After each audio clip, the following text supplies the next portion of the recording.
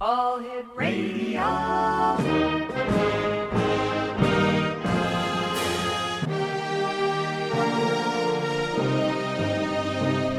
Welcome to the X Zone, a place where fact is fiction and fiction is reality. Now, here's your host, Rob McConnell.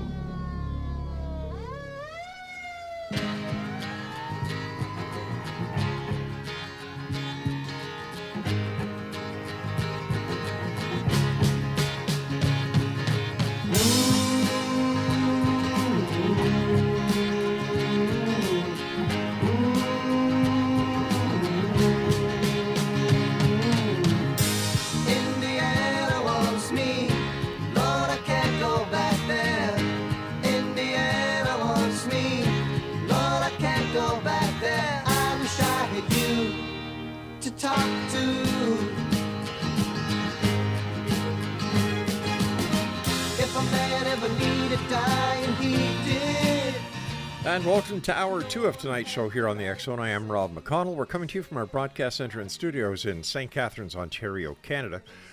Right here on your hometown radio, Classic 1220, streaming around the world on classic1220.ca.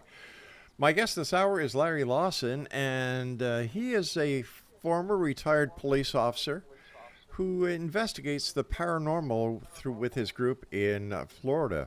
Joining me now from Vero Beach, Florida, is Larry Lawson. And Larry, great having you on the show tonight, buddy. Oh, it's great to be back, Rob. Thanks for having me.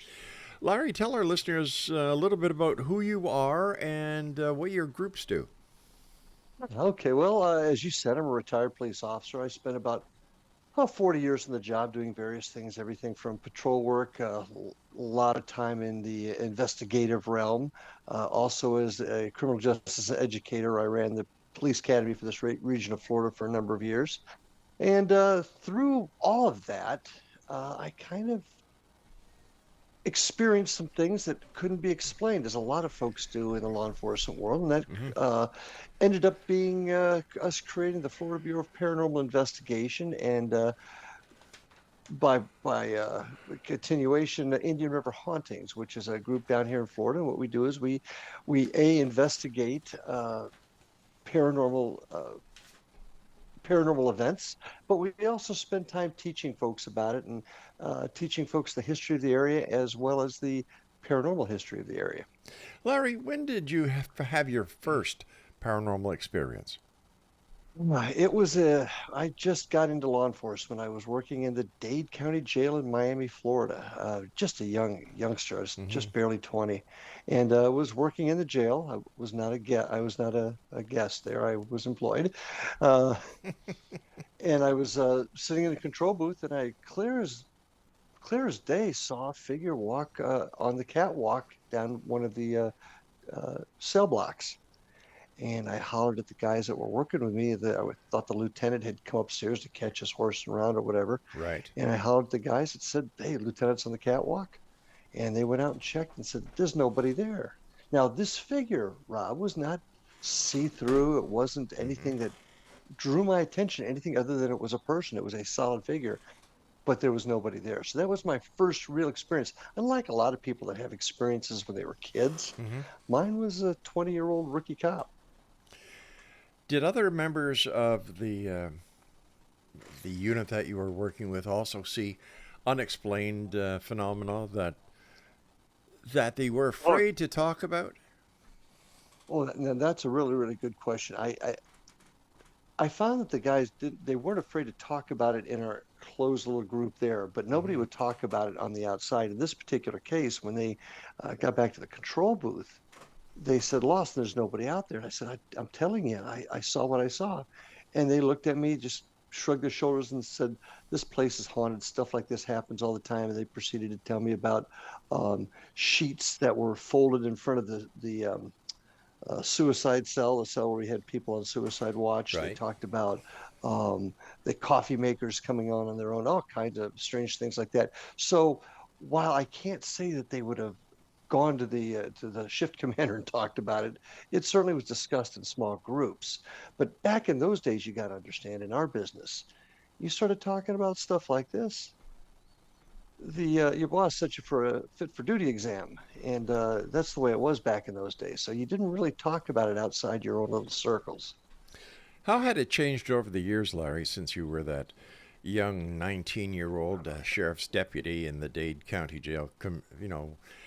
Until present time, you just retired from a law enforcement agency where you were a detective. And was the feeling within the department the same as it was when you were just a rookie? Absolutely not. It's really amazing how it evolved over the years.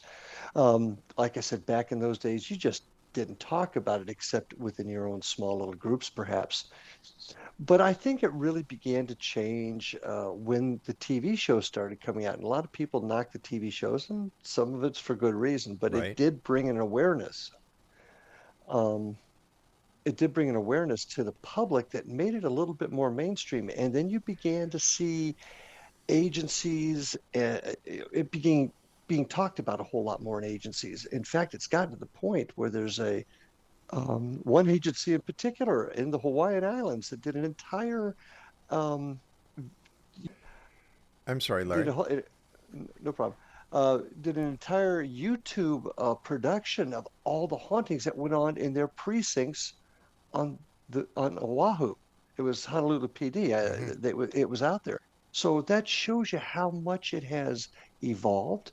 Now cops talk about it regularly amongst each other, and as you're aware, we're even creating an organization involving law enforcement officers that are also paranormal investigators on the side.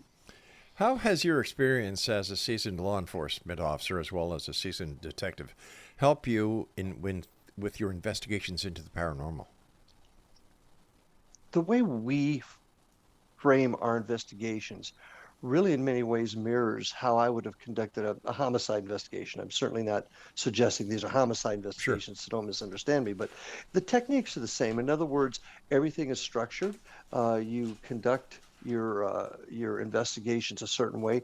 How how you talk to people, whether they're here or on the other side, it doesn't matter. How you talk to people, your ability to listen, your ability to discern um, what might be a bump caused by the air conditioner turning on or Hmm. something that you can't explain. So it broadens your mind and allows you to look at different pieces of evidence with a more of an open mind, yet skeptical mind. You never take the first answer that's given to you. In other words. A lot of the groups that are out there, Larry, do not have any formal training when it comes to Nope. proper investigative techniques, proper ways of collecting evidence, maintaining evidence, securing Mhm. evidence. How, what kind of effect does this have on the paranormal or, ghost research societies that are out there? Well, it's a free for all, to be honest Mm, with you. And that's not to say there aren't a lot of good teams out there and a lot of folks with um, the right motives in mind.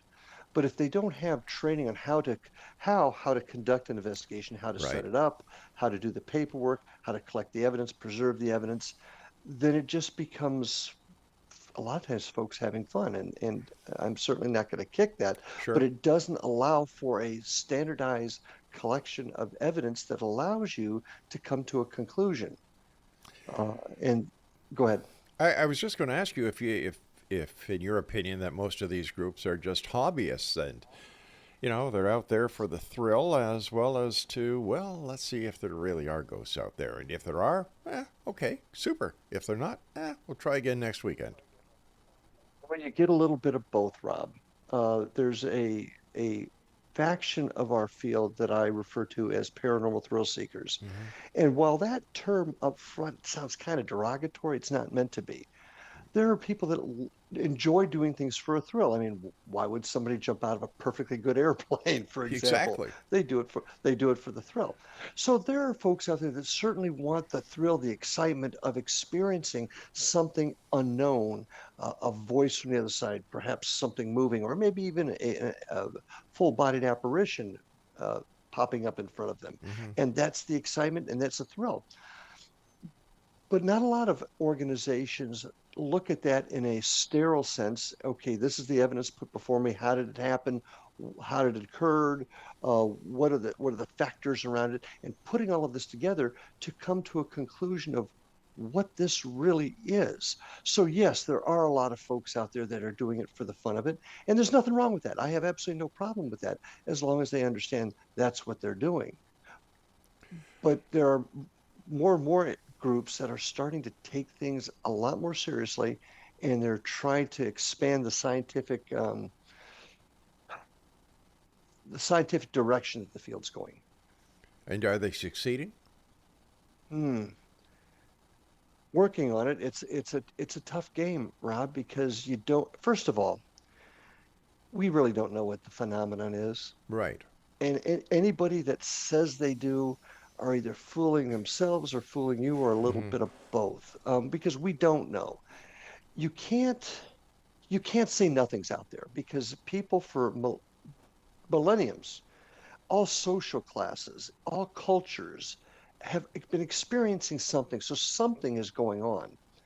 It's what that something is that we have to try to find out. And that's why we have to look at these events with a sterile investigative eye to try to find the answers.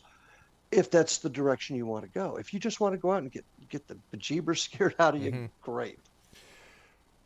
Why is it that some people can have these experiences and other people standing right beside them don't experience the same encounter as the person beside them does? For example, you get 10, 15 people go into a haunted house. Even if 10 have what they claim to be a paranormal experience, you've still got 5 people who say, geez, we saw nothing. Happens all the time. Yeah, but what determines that, Larry? What determines who has the experience and who doesn't? Rob, if we had that answer, that would be the beginning of solving this whole thing. I don't know. There are theories out there, and I caution they are strictly theories because we don't know yet. I had an incident one time, to give you an example, and I personally saw this. We were doing a historical tour in a town called Fellsmere. You're familiar with it? Yes, beautiful little town. Yes, it is.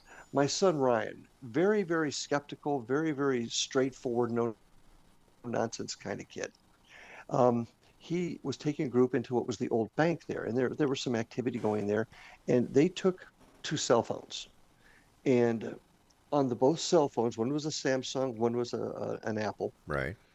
And the question was asked, and you heard it on both the recorders on these phones: is there anybody here? On one of the phones, clear as a bell, you got a voice that came back. You didn't even need earphones for it, but of course. But the other phone didn't get a thing. That is strange. How does that occur? And I personally witnessed this. Now, the theories here would be frequency and vibration. As you, I'm sure, are aware, we are all creatures that have different frequencies and vibrations as part of our being. And could that be part of it? Could it be the way the calibration of the phones, those frequencies didn't match? Now, the 2 things could have happened there, Rob. Only 2 things. A, it was faked, or B, one voice was there on one phone and one wasn't for some unknown reason. I can tell you, you know me, it wasn't faked. It just All right, happened Larry, right in front of everybody. Hate to do this, old friend, but you and I have to take a commercial break. An explanation of my guest this hour is my good friend, Larry Lawson, and he is in Vero Beach, California. He is a paranormal researcher, investigator, and, in my opinion, a very knowledgeable historian. And if you'd like to find out more about Larry, visit IndianRiverHauntings.com. The X Zone with yours truly, Rob McConnell, and Larry Lawson will return right here on Classic 1220 after these short messages. Don't go away. No one had the right to say what he said about you. And it's so cold and lonely. I'm Rob McConnell, and welcome to the X Zone, a place where fact is fiction and fiction is reality. Today on the X Zone, Bessie, the lake monster of Lake Erie. From the time the ice starts to break and flow on Lake Erie, monster trackers start their never-ending quest to prove the existence of Lake Erie's monster, Bessie. When it comes to looking for Bessie, internet provider and developer Dirk Vanderploeg of Hamilton, Ontario starts his electronic and physical search from his Lake Erie cottage. Using a television camera that is equipped with night vision technology connected to a computer, Vanderploeg and his group of dedicated monster trackers around the world spend countless hours watching computer screens in the hope to get a glimpse of the elusive Bessie at www.monstertracker.com. Spring through fall, Vanderploeg and people along Lake Erie shoreline continue their search for proof that the elusive and legendary Bessie does in fact exist.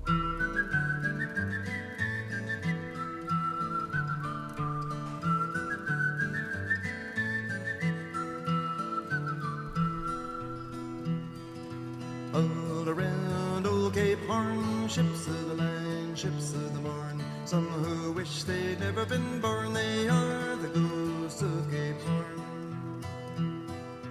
Fallerella, riddle-de-rum, with a rim-dim-diddy and a rum-dum-dum. Sailing away at the break of dawn, they are the ghosts of Cape Horn.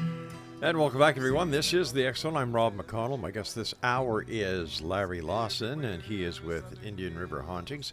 His website is www.indianriverhauntings.com. And you're listening to us right here on your hometown radio, Classic 1220, and streaming around the world and into the great beyond on classic1220.ca. Larry, we were talking about how come some people encounter the paranormal in a group and others don't. And you used the cell phone example of, how things work on one.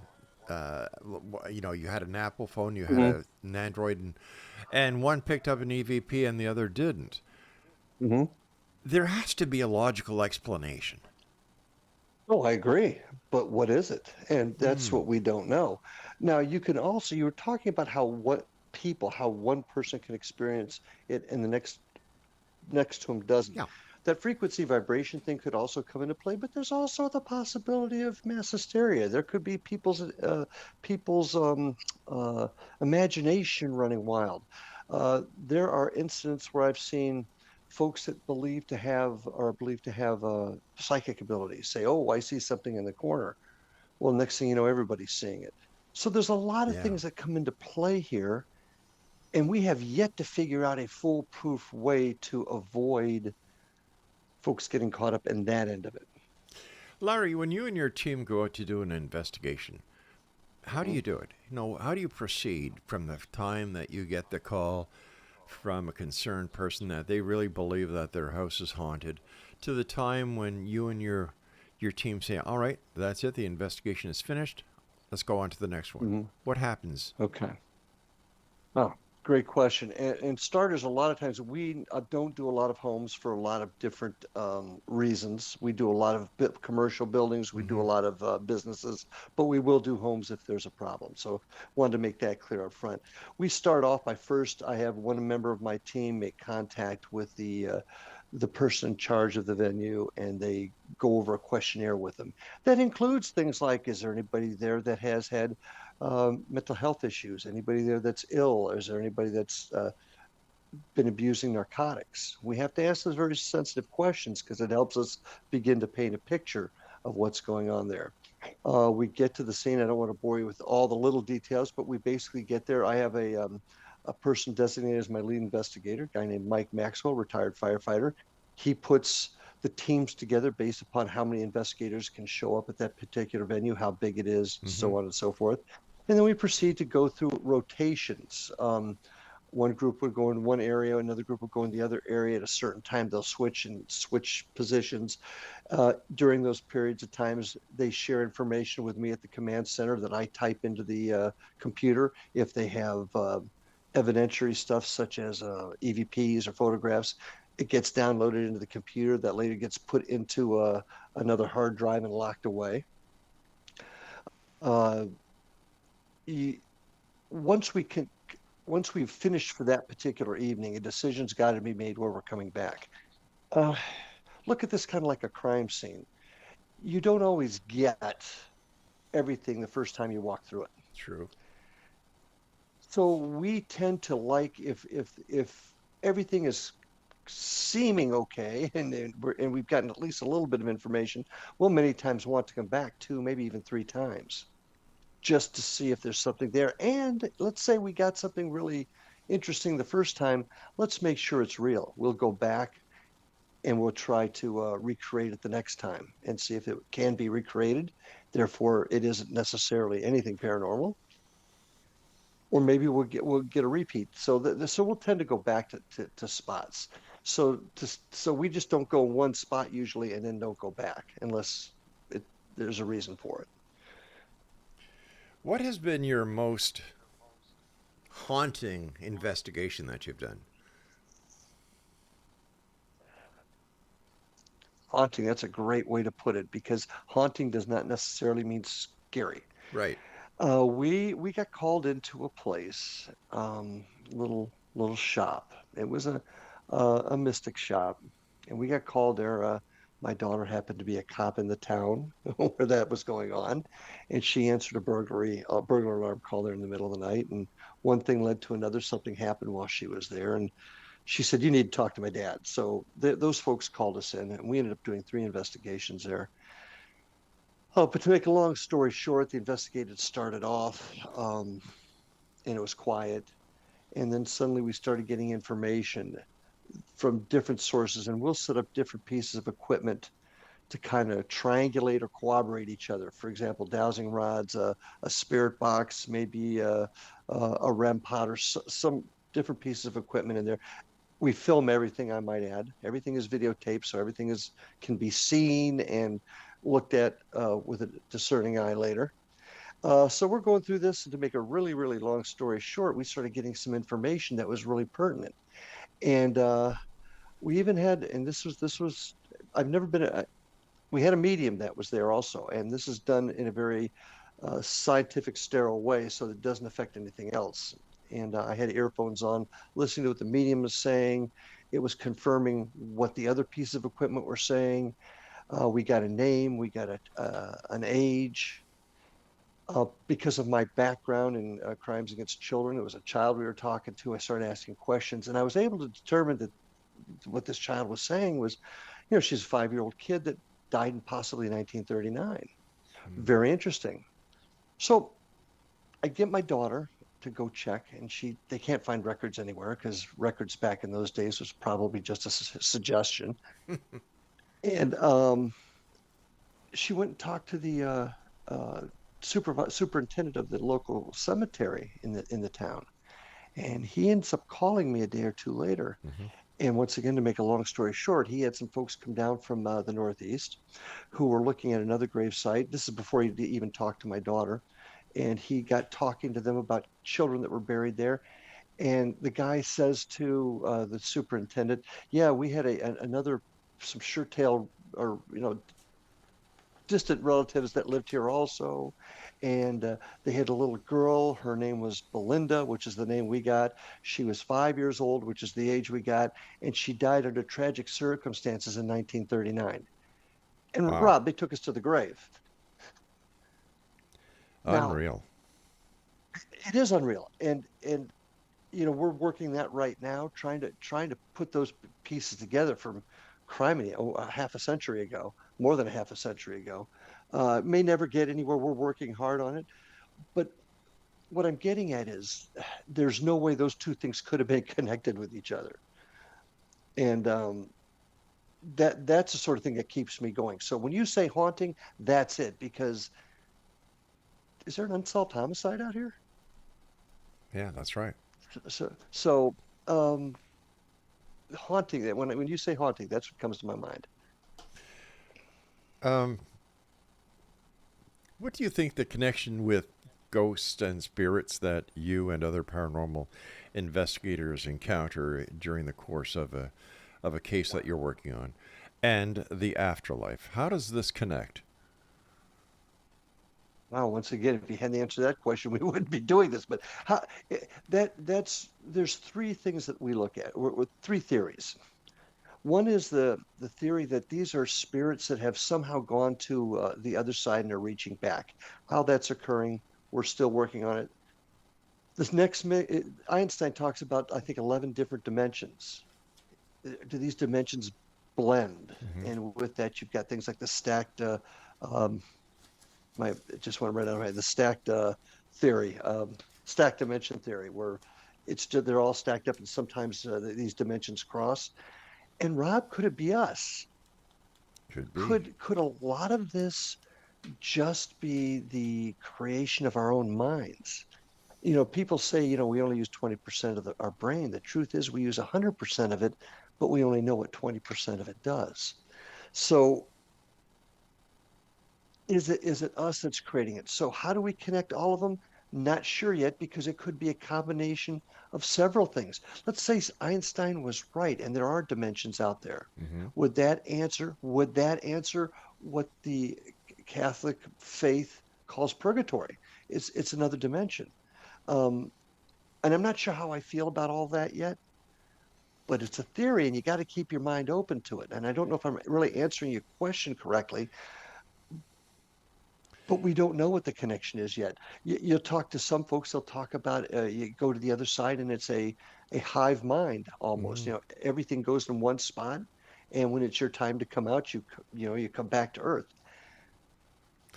What part of the investigation do you have problems with the different religious philosophies and how they see the paranormal?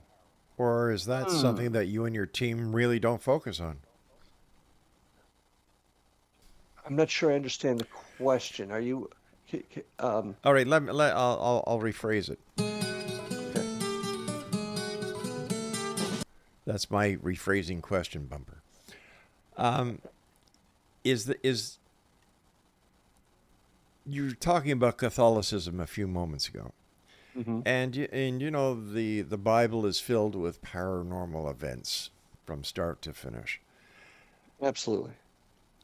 How does one's religious belief, work with one's quest to investigate and to solve the mysteries of the paranormal? Is there a conflict there? That's a great question, and I've wrestled with that because I'm of the Christian faith, Mm-hmm. and I have no doubt that God and Jesus exists, in my opinion. Right.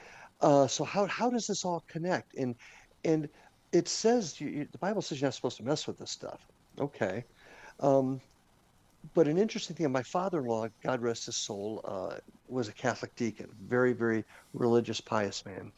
And I would tell him about what we were doing. He found it fascinating. And he said, Larry, there's nothing wrong with what you're doing as long as you are doing it for knowledge and not for personal gain. And he said, we pray to spirits all the time. So That's right. definitely they're out there. So that's how he took it. And I guess the best way for me to answer your question is I have personally found very few people that are offended by this, even if they're Baptist, Catholic, or regardless of what religious their belief. I guess because the tact we're taking on finding out the answers. Larry, Now, stand by, if it, buddy. We've got to take our break. oh wow, Yeah, okay, 13, 14 minutes goes by really yeah, fast when so we're deeply involved in a topic such as we're talking about tonight. Exonation, Larry Lawson is our guest. His website is IndianRiverHauntings.com. And you can listen to Larry's radio show, Paranormal Stakeout, by going to paranormalstakeout.org. This is the X Zone. I'm Rob McConnell, and we're coming to you from our broadcast center and studios in St. Catharines, Ontario, Canada, on Classic 1220 and around the world on classic1220.ca. Don't go away. We'll be right back. Repair, demons dance everywhere, southern gales, tattered sails, and none to tell the tale. Come on. I love the colorful clothes you wear and the way the sunlight plays upon her hair. I hear the sound of a gentle word on the wind that lifts her perfume through the air. I'm picking up good vibrations. She's giving me the excitations. Welcome back, everyone. This is the X Zone. I am Rob McConnell, and you're listening to us on your hometown radio, Classic 1220, and streaming around the world on classic1220.ca. Larry Lawson is my special guest. He's a personal friend of mine, Explanation. I've had the pleasure of knowing this gentleman for, nearly 10 years now, Larry. Pretty much. Yeah. And if you'd like to find out more about Larry and the great work that he does, and if you're ever in the Indian River area of Florida, you have to get a hold of Larry and go on one of his tours. They are phenomenal. The best part of going on any of Larry's tours, they're entertaining, they're informative, they're educational, and you also get a historical perspective of the areas that you go into. So his website is IndianRiverHauntings.com. And if you'd like to listen to Larry's radio show, Paranormal Stakeout, go to www.paranormalstakeout.org. Larry, before we went to the break, we were talking about how one's religious beliefs may or may not interfere with their paranormal investigative side. And you were telling us that your father-in-law was a deacon, and he gave you some pretty sound advice. But what other advice, or how have you found the religious aspect of your investigations team as it reflects to the paranormal investigation? Since the Bible basically says, the paranormal is taboo. Well, and now we can get into a little bit of philosophy here, and there are people out there that feel so strongly about that they feel that any inquiry into the other side is just wrong. I don't look at it that way, and this is just typical of human beings. We all have different views of things, and the way I feel about it, and I'm not Catholic, but my father-in-law and I had some really deep discussions on this. And it's what the motivation is, and while the Bible is the Word of God, it was also written by man for different reasons. Yeah, and I think we need to keep that in mind, because man, I've never known man to be perfect. So when they write things, it may come out a little bit skewed. That being said, I look at it as I am not trying to tap into the other side to get an unfair advantage in life. I'm doing what God gave me, and that's doing an inquiry, trying to figure things out. God gave me a gift to be a detective, and that's really what I'm doing here. Now, that may be a justification on my side. I fully admit that, but that's how I see it. I'm trying to find out what this phenomenon is, and not 100% sure what it is. Is it us? Is it the scientific theory of dimensions? Is there something on the other side that's allowing folks to reach out to us just to send us messages? We don't know what it is yet. So I think that inquiry is legitimate. Go ahead. Why is it called the other side? Oh, I don't know. Because isn't it possible, if we're talking about Einstein and the theories of stacked dimensions or stacked universes, that there is no other side? They're existing with us on this very same level of reality, except a different dimension. Yep. I think we've always taken this. Let's go back to the movies. It's just there's always been the veil on the other side. What's on the other side of life? I think it's just how we viewed it. I would tend to agree with what you're saying. Is there really any evidence that we aren't all existing in the same plane? Right. To go off on another little quick tangent, I think this is one of my biggest frustrations about equipment in the paranormal field. And I am not smart enough to figure it out. I'm putting that on the table right now. But there are so many intelligent folks out there that have this kind of talent. Why haven't we been able to come up with equipment that would be able to begin to separate that? Well, I think I've got a bit of an answer there. And it's just like Seth Shostak and SETI. They are using technology that is known to us, and I believe they're trying to find an existence of extraterrestrials who are on a totally different wavelength, and that's why the investigative techniques that SETI uses, as well as other astronomers, radio telescopes, and so on, are not finding what they're looking for, because we are looking for and have everything calibrated for carbon-based living units. But what does it say that? Where does it say that people out there have to be carbon-based? Maybe they're silicone-based. So no matter what we're trying to use to communicate, isn't working. Is that possible that that is the same scenario when investigating the paranormal? Absolutely. And I think you actually hit something right on the head there. We constantly talk about how can somebody travel here from another galaxy? I Hmm. mean, they couldn't do it. We're looking at it through physics as we see it today. Exactly. And let's face it, 150 years ago, if anybody said that we'd be flying in space other than Jules Verne, they would have said you're crazy. Why? Yeah. Because they didn't have that knowledge then. So it could be 20, 30, 40, 50 years from now, we might have that equipment. But what we have to do is we have to keep working towards it. It's not going to be handed to us. We've got to keep experimenting. We got to keep trying out different techniques until something begins to click. And one of these individuals, electrical engineers or engineers of some sort, may be able to eventually put a piece of equipment together using new technology that today we don't have. So I think Yeah. you've hit something right on the head there. I totally agree with you. I often wonder, Larry, what would happen if tomorrow some geniuses at MIT or some other great hall of education come out and prove that Einstein was wrong? How would that affect science and how we look at the paranormal? Wow. Well, for starters, and this is where, and you get folks on both sides of the fence. There are Hmm. some folks that no matter what you tell them, they're not going to believe it. And there are some folks that say that no matter what you prove to them, they're going to still say they're right and it exists. The answer's somewhere kind of in the middle.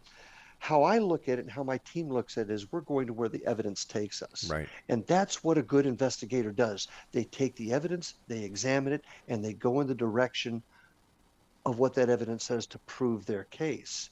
Um, and that's where serious researchers have to be. If you're so convinced that it exists, that proof is put before you that it doesn't, and you can't see it, well, then are you really truly objectively investigating the case? Of course not. That would just be like you or I when we were in the police force, starting an Hmm. investigation and already in our minds putting the handcuffs on a suspect. Can I share a story with you real quick that Please, puts this yeah, in perspective? sure. All right. Most of my work as an investigator was crimes against children. I ran a unit that was doing that, and I had a case one time where I got called to the hospital. I was the sergeant in charge of the unit, but I took a lot of the calls myself. And I went to the hospital and I saw this just darling little girl. She's maybe 4 or 5 years old. The biggest, blackest eyes you've ever seen in your Oh, life. wow. And I was sick. And in my mind, I remember here, I said, somebody's going to jail for this. But then I investigated it. I backed off and I investigated it. I looked at the evidence and it was an accident. And what happened was the child bumped her head and through playing. Okay. And the blood drained down into her eyes and it Hmm. made it look like somebody punched her lights out. That incident right there, Rob, woke me up. It was, oh God, it was 30 some odd years ago now, but it woke me up and I realized I can't jump to conclusions. I got to look at all the evidence, Yeah. and based upon that evidence, I make my decision. So, Speaking about evidence, old friend, in your mhm. opinion, as a former police detective, and now after 22 years of investigating the paranormal, do you believe that there is enough evidence that if you were to take the evidence at hand, go into a court of law, proceed as if it was a criminal case, that there would be enough evidence to give the preponderance of evidence to you that the court would say, definitely, there is proof of the paranormal. The paranormal does exist based on the evidence presented to the court this day. No, no. And the reason being is so much of the evidence, Hmm. while compelling, the way it was collected, the way it was observed, the circumstances by which it was seen or observed, would allow, at least in this country, I can't speak for Canada, would allow a good defense attorney to say, but what about this and what about that? Because, and I'm thinking about it in my system here, all the defense has to do is put doubt in the mind. That's right. And we have not yet reached a point where we can prove it to that level in a court of law. And that, it's amazing you said that, because that's my kind of my mantra. I want to bring evidence to be able to prove to a jury of my peers that the paranormal exists. Do I believe it? Well, sure. I believe that there's something out there. I believe that there's something we can't explain. Mm-hmm. But we are not there yet where we can say, put a stamp on it, say it without a doubt it exists. And another thing I like to say, until Abraham Lincoln pulls up a chair, sits down right next to me and say, Larry, this is what's going on the other side, and here's all the proof. Until something like that happens, and I'm being facetious, of course, it's going to be almost impossible to do it. Now, I've seen things, Rob, I cannot explain. I have seen things, you and I have talked about this, the case I told you about a little while ago. Yeah. I can't explain how this is happening. I can't explain how people for generations have had things happening from every culture, every socioeconomic level. Something is happening. Our job is to find out what that is. I am so happy to see you and other members of law enforcement, like our good friend Elliot Van Dusen, who is a former RCMP officer in Nova Scotia.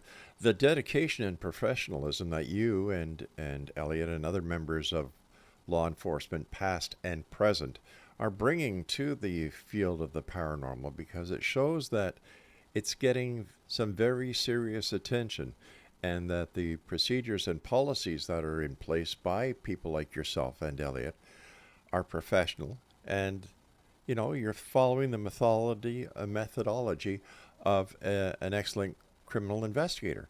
And sometimes I've heard it say that people take their investigations too serious. Well, I say they have to be taken serious, because in order to find what the issue is and what the quote-unquote crime is, and that being the paranormal event, it has to be taken seriously and done in a very methodical and professional manner. Well, thank you for that, and I agree with you. Let's put this in even deeper perspective. We do residences on occasion, but that's what a lot of teams do all the time, are residences. And people call them in because of issues, because of problems.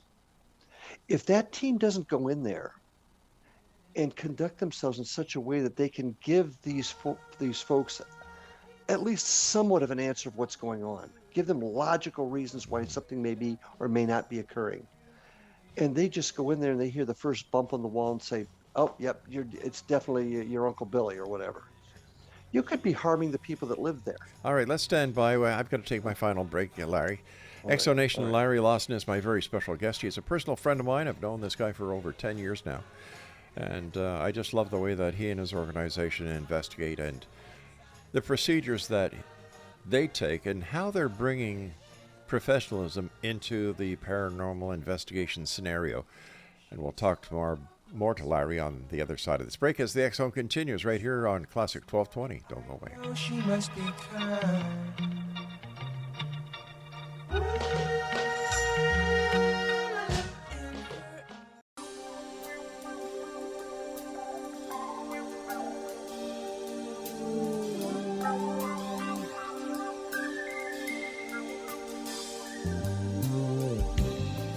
There is freedom within, there is freedom without. Try to catch the deluge in a paper cup. There's a battle ahead, many battles are lost, but you'll never see the end of the road while you're traveling with me.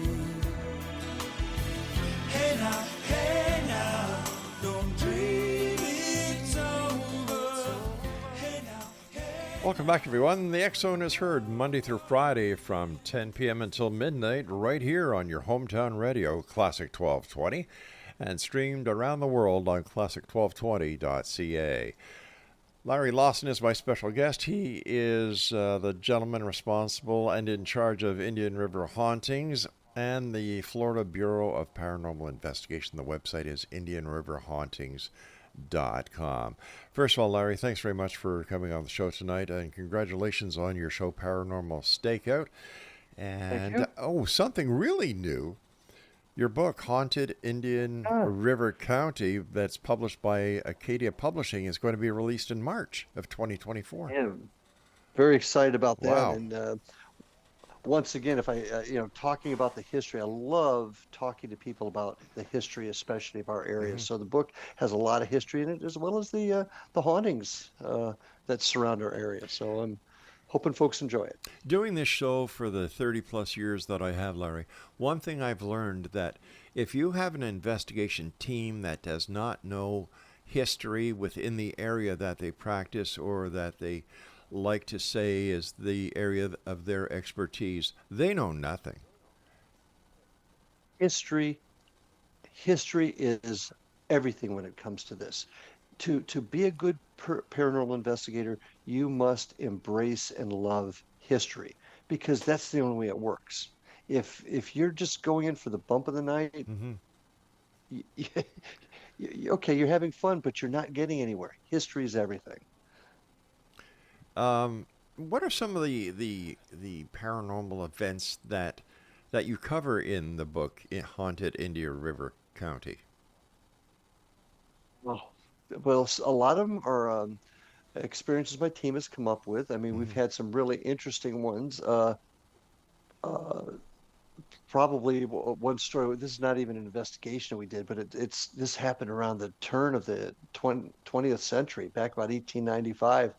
There was this gentleman who actually started the town of Sebastian, but it was called New Haven. He was a pastor from up north, and a bunch of kids one day after he was tossed out of office for he was the town postmaster. Some kids who were clamming in the water saw him on the beach digging, and everybody thought he had a bunch of treasure from the treasure ships that had sunk along the coast. And they went home, told his parents. No, it couldn't have been kids. Oh no, we just saw him out there. No, it couldn't have been. Well, he had died the day before. Oh, So what the Lord. kids saw, that's an interesting story. Um, Certainly the Driftwood Resort where Waldo Sexton was the guy that really put the town together. He still hangs around there, and he crops up every once in a while. So we talk about him. We talk about Fellsmere, my beautiful Fellsmere, Yeah. and all the things that go on inside of the school. And if anybody's interested on my website, we've even got this on here under the evidence section. One of my team members up there one day was saying this little boy that we identify as Billy, and with just the name we gave him. And on his recorder one night, we're doing a thing, and he says, "Billy, is this the room you like to be in?" The clear as a bell, Rob, on the recorder, you get a little boy saying, "Yes, sir." Now there were no kids in that building. It was in the evening on the weekend. There were no kids in that building. It was just us. So those are the sort of things that we talk about, and we try to put an explanation twist to it if it's there. But it's just so many interesting things happen throughout Indian River County, and I would lay odds most communities have interesting incidents. But I just happen to love Indian River. Well, if I'm not mistaken, Indian River, Saint Sebastian, and that area is called the Treasure Coast. Yes. Yes, That's after along our coast here. We have a large reef that has sunk ships for the last several hundred years. But in 1715, a Spanish fleet of 12 ships went down off our coast and strew so much, and they'd been pillaging Central and South America, and they strewed. There's so much treasure out there that they still have not recovered all of it, even today, even with Mel Fisher out there looking. Um, and that's how we got the name Treasure Coast, because after a hurricane here, Hmm. somebody's finding something of interest out there. So we're just rife with history here. See, people look at Florida as, excuse me, sun, citrus fruit, beaches, Disney World, but the history here is so magnificent and such an integral part of what was happening to our nation in those early years. Just fascinating stuff. Tell us about some of the tours that you yourself lead as a tour guide. Where do you take Okay. where do you take them, and what is the feedback you get from the guests who join you for these paranormal haunts?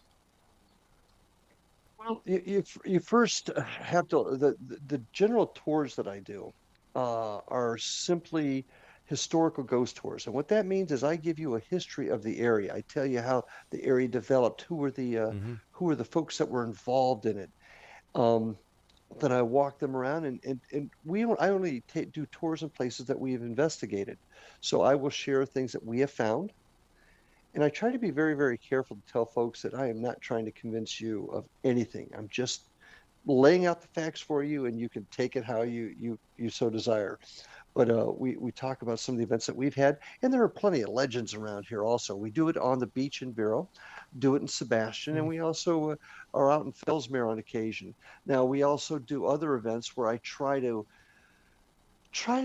teach folks what this paranormal research thing is and what it's not. And we do several of those events where we just present evidence and we present people with information that they can make intelligent decisions. We do not want to hype things. And sometimes folks actually have some pretty fascinating things happen to them. And sometimes nothing happens. And the way I explain it is we don't control it. It either happens or it doesn't. But most importantly, the feedback I get is thank you for the history. Yeah. I did, the biggest pleasure I get is when I've got somebody that lives in Vero Beach, have lived there their whole lives, and we finished the tour and they said, I didn't know that. To That's a me, great that's feeling. success. How do you deal with skepticism, Larry? Well, I was a cop. I lived in a world of skepticism. I Uh, understand so, that, brother. But I mean, here, um, being a cop is you deal in facts all the time. mhm, absolutely. But here in the paranormal, Yep. we don't have the facts to substantiate calling it real yet because we can't take it in court. And I use that as an example. So I I I, I want to know how Larry, the person who is in charge of Indian River hauntings as well as the Florida Bureau of Paranormal Investigation, deals with skeptics. Essentially, hey, you have the right to look at things and feel about this the way you want. I'm not trying to convince you of anything. What I am trying to have you do is keep an open mind. Now, I've had people look at me and say, "You're a cop. How can you believe this stuff? You deal in tangible evidence." And how I respond to that is, well, if I came to your house to investigate a crime, Yeah. would you A, rather me just come in and say, I think this is what happened because that's just what I think? Or would you want me to examine all of the evidence, carefully go through it, and determine what was the crime and who committed it based upon the evidence after open-minded investigation and examination of evidence? And they said, well, obviously that we want you to do that. I said, I would say paranormal investigation is the same. Now, if I was to sit there and tell everybody this exists because I said so because I've experienced it, can't prove half of it. But what I can say is too many people over time have experienced too many things to say that it's just everybody's imagination. There's got to be something to it. So keep an open mind, take the facts as you get them, and then make your decision. Come to your conclusion. You know, Larry, when you were saying that you tell people, you have the right to believe, I could just see you saying you've got the right to believe as you're throwing them over the front of your car and slapping handcuffs on them. No, that's good though. No, I've one thing I've learned from being a cop. It, every time when I was on the job, every time I thought I'd seen the lowest level of human depravity, for example, Hmm. somebody else would show me that there's a new level. Oh gosh, yeah. And and what ends up happening is I think I've learned to have an open mind. I'm not going to shoot anything down unless I have the proof to shoot it down. Just like I'm not going to say anything is happening unless I have the proof. And that's what's so very, very important. You've got to have an open mind. If I shut my mind down and say, all mediums, for example, are frauds. Hmm. then I'm not allowing myself the ability to look at any other possibilities. And Rob, I think you even talked about it earlier. There is so much of our science. We could be looking for trying to solve the UFO question with tactics and science that only we know about, That's right. not even understanding what. So what's the difference between that and ghosts, if you will? We don't know all the answers yet. So to close your mind off, and I'm just talking to somebody who's a skeptic, Right. if they were talking to me, if you close your mind off, then you don't have the ability to see other possibilities. Larry, I've got about 2 minutes left. Something I wanted to get your feedback on is why don't paranormal groups want to share their findings with other paranormal groups? I know I, I as an ex-cop, and I know you know this, that we depended on mhm. working with other agencies, and we were very open to sharing data. And yet, to try and solve the mystery of the paranormal, nobody wants to share information except you guys. Well, I think it's changing in a sense when you talk about groups that like ours or Elliot has up in Nova Scotia and a bunch of others. Ike Enzi out there in New Mexico Hmm. will do that because we understand the importance of it. I think there's a lot of people that have personal motives involved in keeping it to themselves, and quite frankly, I think most teams don't even look at this as a true research of collection of evidence and examining it and trying to find the answers. And it's not a knock on them. It's just not where their head's at because maybe they don't think like a Yeah. cop does. I don't know.